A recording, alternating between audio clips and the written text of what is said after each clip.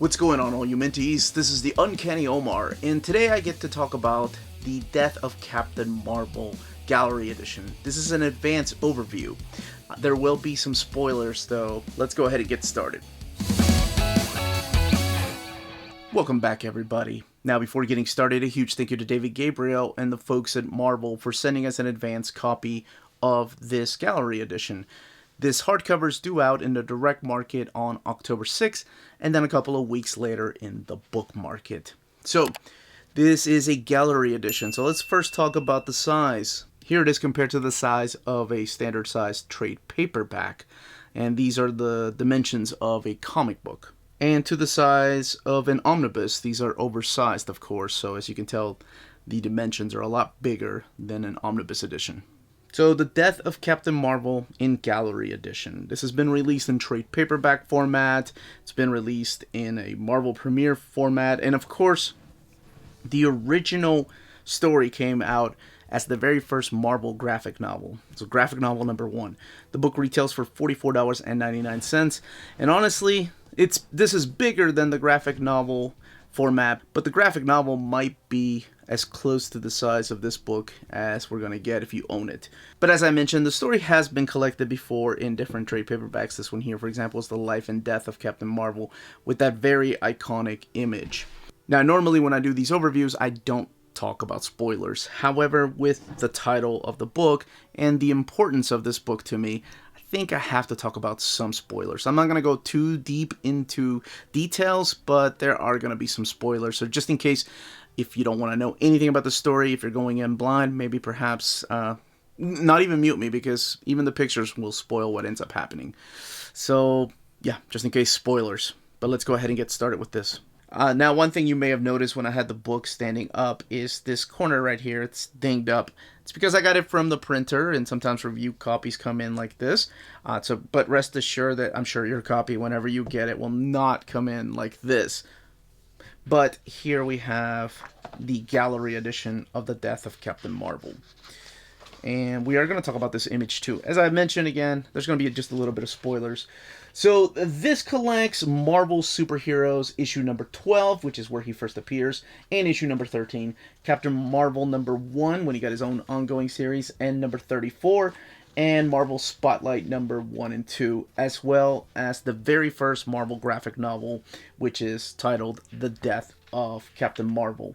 The book retails for $44.99 and has 184 pages. So here he is in his very first appearance. It's interesting that it collects his first appearance as well as a couple of other important stories that affect him. So mar-vell, here he is. And he was originally created by Roy Thomas and Gene Colan.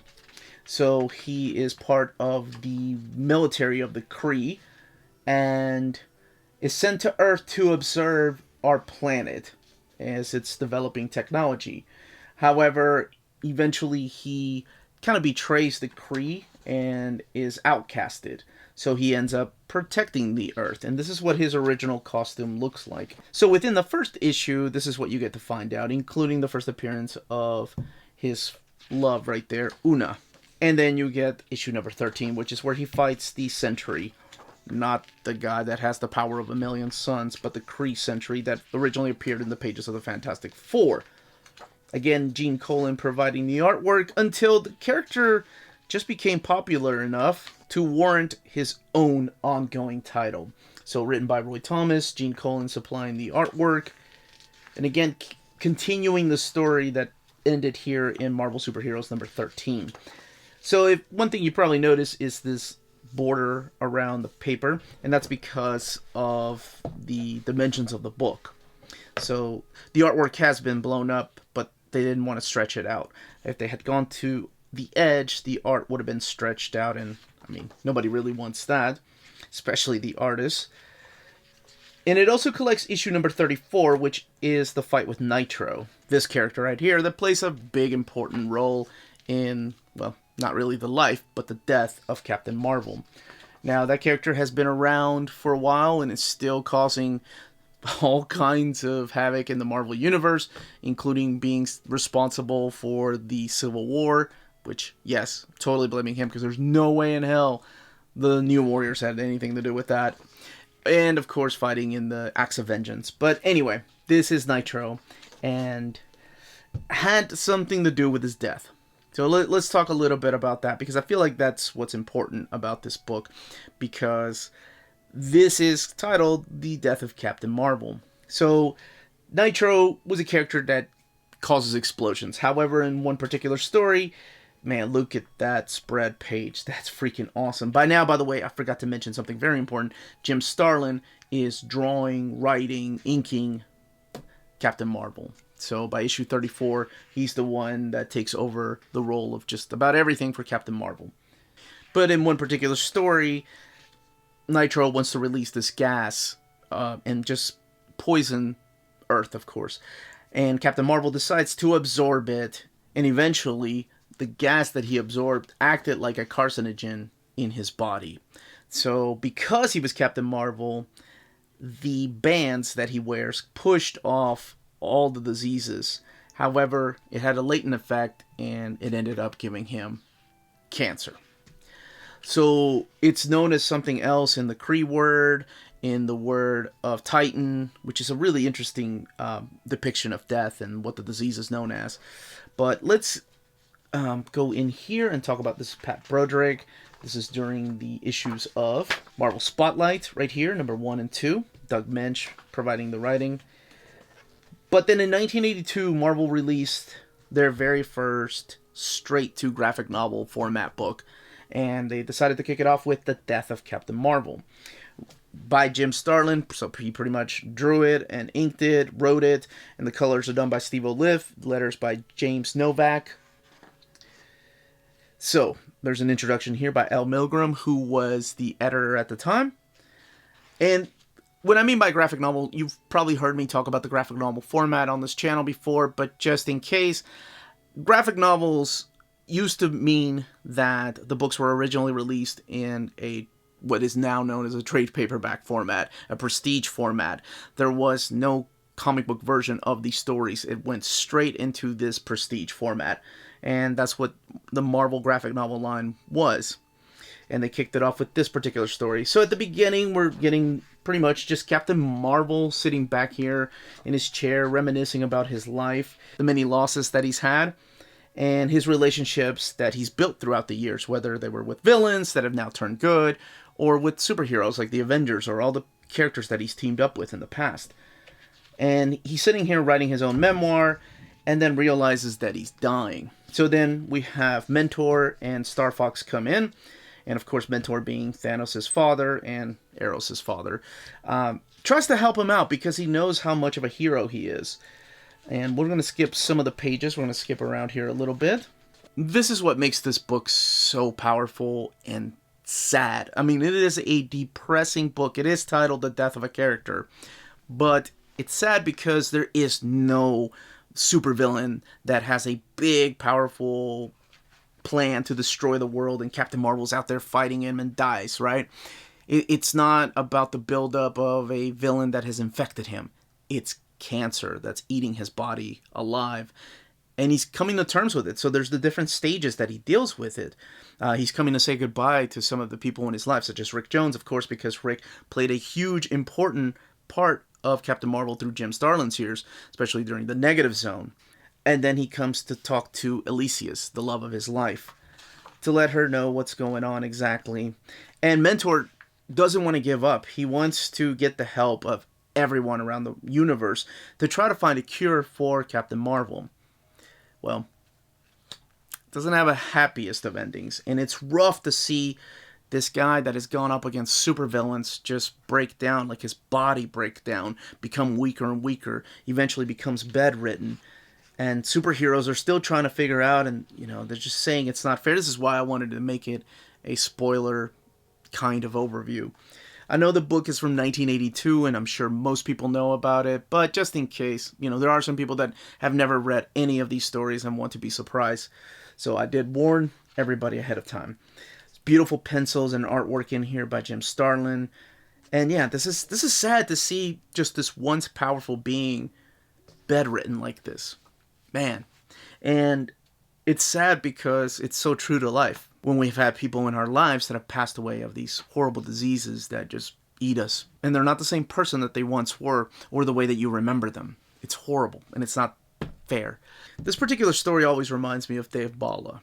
Dave Bala was kind of one of my early mentors when it comes to comic books. I was a kid. He owned a comic book store and then eventually shut it down and then started selling comics through flea markets and places like that. And I would help him from time to time. And it always reminds me of him because he loved this story. There's this story and then there's a Superman story. Maybe when I do a Superman reading order, I can talk about it. But you know, he talked about how real it was. Because when I read this as a kid, I was like, oh that's kind of weak. Captain Marvel didn't go down fighting. He went out like a punk. Of course, the older you get, the more you realize how fragile life is and how not fair it is. So he kind of changed my mind about the way I felt about this story. You know, telling me like, oh man, that's just the way things are, though. That's what makes it so powerful. That's what makes it so real, because it is so depressing, like life. And Dave himself suffered from health issues and eventually passed away, oh my gosh, 15 years ago. But I'll never forget him sitting down and talking to me about this particular story. But I'm not going to show how he dies, but there are some beautiful moments in here. He does have a reunion with the Mad Titan, where he feels like his body's restored, and he's like, we got one more fight in us. Come on, Thanos. Because at the time, too, Thanos was indisposed. He was that statue towards the end of one particular story. And he plays a big role in this, in showing him the other side and where he'll be going. And I do have to talk about how fast he goes. Like, we go from fighting in one scene here, no matter what, not stopping, to accepting, crossing over, and he's gone. And the story ends.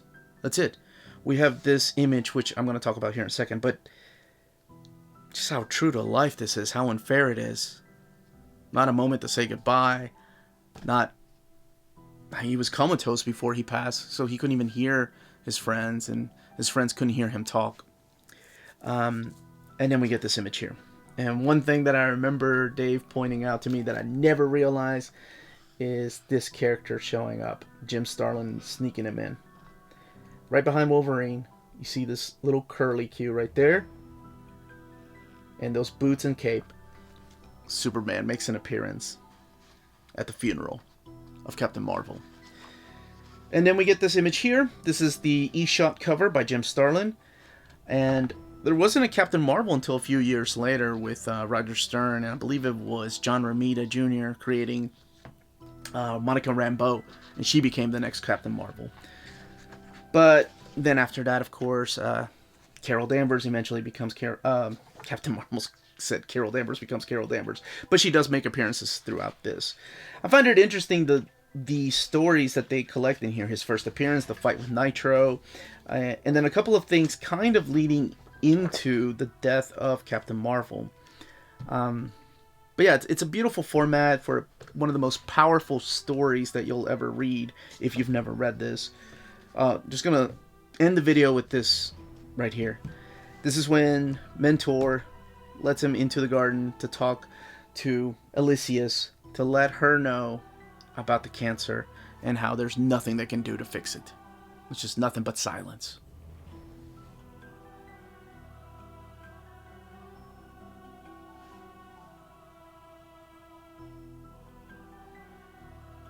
If you're interested in purchasing this book when it comes out, don't forget to check out our sponsor. CheapGraphicNovels.com, your online home for brand new graphic novels and collected editions up to 50% off cover price. They pride themselves on packaging your books so they arrive safely and in excellent condition, as well as prompt and helpful service. Check out the bargain deals for up to 90% off cover price. CGN is excited to announce that they are now taking pre-orders. They're making it easier for you to ensure that you don't miss out on the hottest releases. CGN is currently running a special promotion for you Minties. If you're a first-time customer, let them know that you were referred by Near Mint Condition at the checkout, and you'll receive a credit for free shipping on your next order. This promotion is valid for U.S. customers only. Cheap Graphic Novels, your source for the hottest books with the kind of deep discount and quality shipping and customer service that will keep you coming back for more. And that was the content and the page count of this particular gallery edition.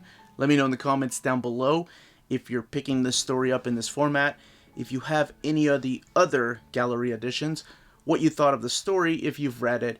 And if you've never read it, hopefully this will kind of guide you in the right direction. But if you skip the video, I guess it doesn't really matter. Thank you so much to our patrons for making videos like this possible. Could not be making videos like this without you all. And everyone, please stay healthy, stay safe out there, and much love.